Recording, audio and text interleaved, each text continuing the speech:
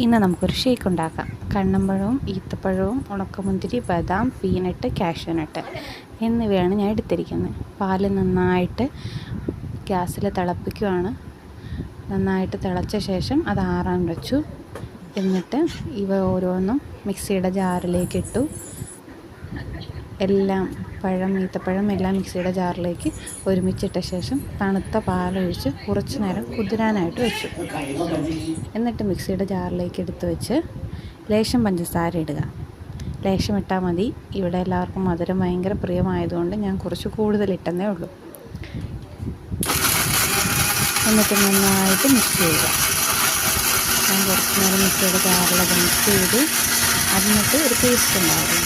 ആ പേസ്റ്റ് കുറച്ച് നേരം അവിടെ വച്ചു. അതിനുശേഷം ബാലൻസ് ഇരുന്ന പാല് ഈ പേസ്റ്റിലേക്ക് ചേർത്തു. ഞാനിത് കുറച്ച് പാല് മാത്രം ഒഴിച്ചാണ് അടിച്ചത്. എന്നിട്ടുണ്ടാക്കിയ ജ്യൂസ് റെഡിയായി.